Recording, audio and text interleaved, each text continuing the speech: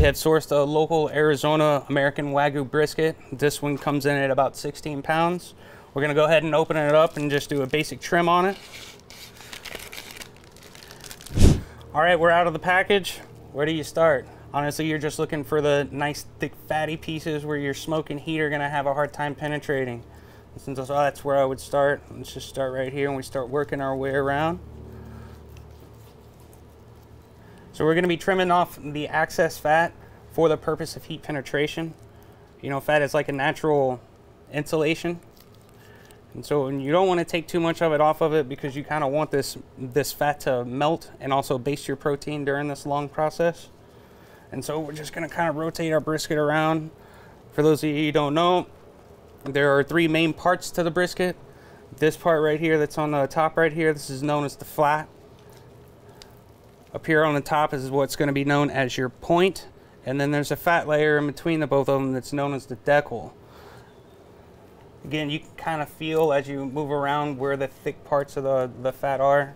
Really all you're trying to do is just trim off the excess. Right around about 1/4 inch is a go-to. Some people like to trim a little bit more. Some people don't even like to trim at all. Again, it's a thing of preference. The more you practice, the more you're gonna know where you want to trim and where you don't want to trim. So again, you can feel where the thickness of the fat is, and then you can just kind of go through, determine where you want to trim your fat. I preferably like to leave the fat about 1/4 inch, especially around the flat, because the flat is your more lean part of the muscle,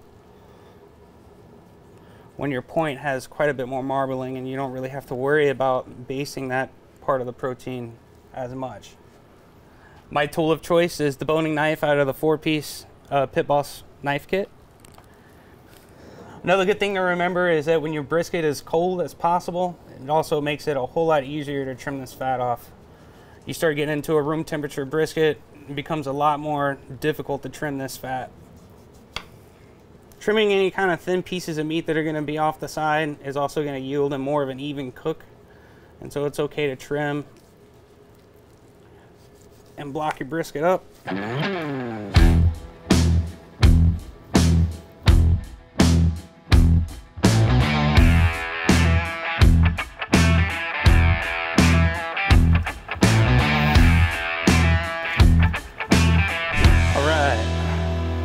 So we got our brisket trimmed the way we like it. We're not going to throw away all these fat trimmings. We can just render it down really slow. A good key factor that I look for when I'm rendering down beef fat, you'll see a lot of people when they render down fat, they say it's liquid gold. You're not really looking for a gold color. It's kind of almost shows a sign that your fat has been burned or is starting to burn. So when your rendered fat is done, it should be as clear as your avocado or your canola oil. And then that fat can be saved in your refrigerator, used as a base for other proteins, or to sear other steaks in your cast iron, or basting other items that you decide to grill.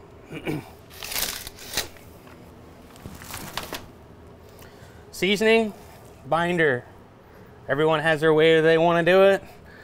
We are not going to use a binder on this particular brisket. We're just going to use our Pit Boss GSP rub. So just regular garlic, salt, and pepper, and we're going to let the piece of protein showcase itself. Again, good rule of thumb, one dirty hand to work your protein, and a nice clean hand so you can use your dry spice bottle. Again, you're going to want to avoid caking. You don't want to cake. This is going to make it harder for you to achieve the smoke ring that everyone likes to see in their smoked brisket. Caking is when you're using too much rub, and when you rub it on there like that, you'll see it's gonna be like, you can see like a thick layer of seasoning, and that's what you don't want to do. That you're imparting flavor, you're not trying to crust it. Seasoning your meat, you're not crusting it.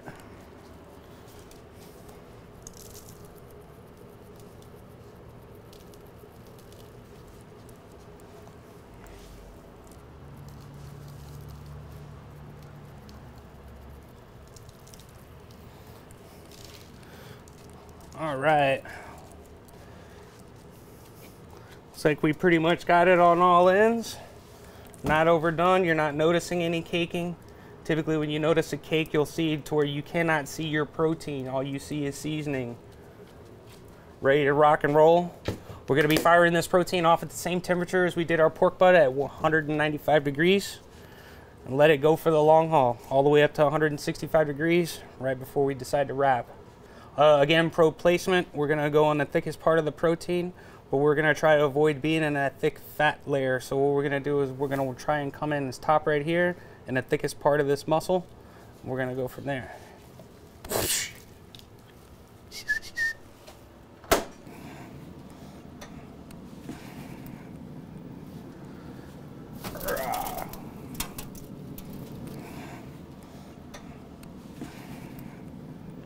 All right.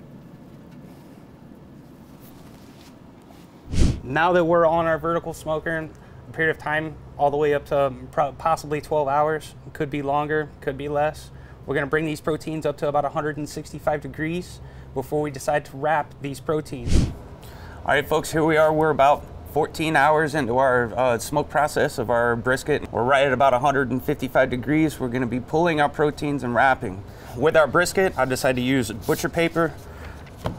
I like to use a wide butcher paper when I wrap my briskets. I'm just gonna show you an easy way that you can fold two pieces together to make it wider so you can fully wrap your brisket.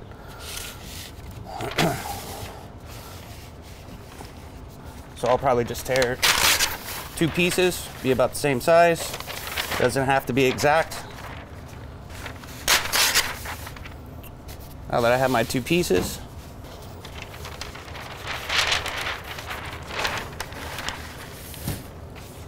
so as you can see, flipped it to where it's back to back like so before we make our fold. Just fold over about an inch, maybe an inch and a half.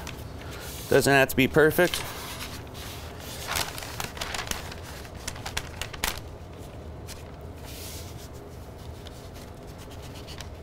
So fold it over like so. We're gonna fold it one more time.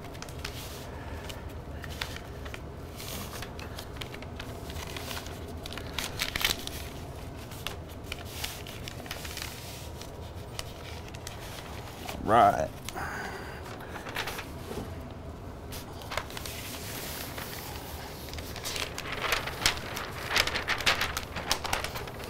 Pull that open, just like so.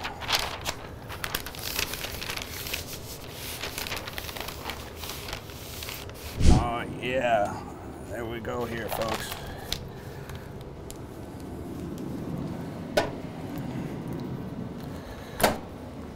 Before I move forward with this wrap, we did render our tallow out yesterday. This is about the color you want it to go. Nice slow and low is gonna yield a nice golden color. Rendering beef fat, essentially what I like to do is that you'll chop the fat up into about quarter-sized pieces and you'll put it in a perforated pan. And what you wanna do is that you're gonna wanna put it in your oven or back on your grill at a really low temperature. You're gonna render the fat from the actual physical fat pieces and it's gonna drip through into the bottom of your pan. If you do this too hot, you'll end up burning your fat and you'll be able to taste it. This will translate over. So slow and low as possible. It takes time, it's a labor of love. So now that we have our rendered fat, we're gonna go ahead and baste our brisket with this. This is gonna help retain its moisture throughout the braising process. And so a little bit goes a long way. So we're just gonna rub it a little bit on the outside, coat it.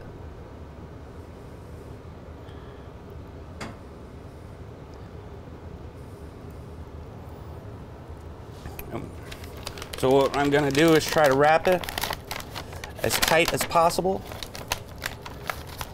So as you pull it, wrap it right on over. Right on over. One more time. Now that we have our nice fold, now we're just gonna fold this right underneath. Tight as possible. It's like a cocoon, if you will.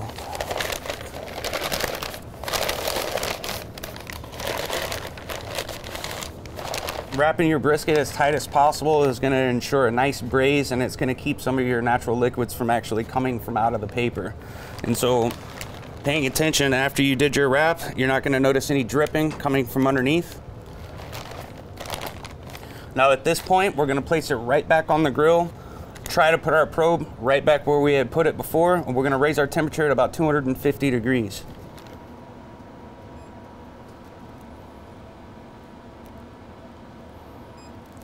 And there we go. All right, folks, now the time has come. We're right at about 18 hours into our cook, and we're at 195 on our brisket.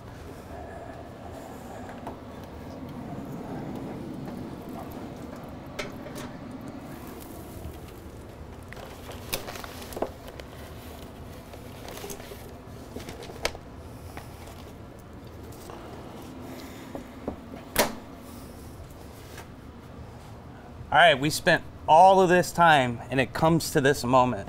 18 hours we've been waiting for this. The very most important thing that people do not like to do is allow the rest. You're gonna wanna let it rest at room temperature for a minimum of 2 hours. Or you can put it in the cooler. There's many ways to allow your cut to rest. One big mistake that people always do is that they unwrap their brisket and they're quick to cut into it. What's gonna happen when your brisket is still really hot, you're gonna cut into it and all of those juices that you've been slowly cooking is just gonna drain out all over your board when really you want that to stay inside your protein and enjoy it. 2 hour minimum. All right, folks, the moment we've all been waiting for, 18 hours on a cook and a 2 hour rest. Let's see how we did.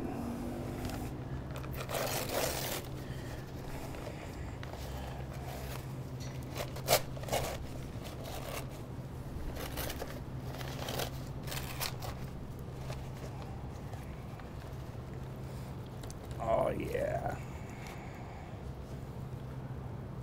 Have a look at that, guys. That is something to see. Look at that. So what we're gonna do, I'm just gonna cut right across the flat and see how we did.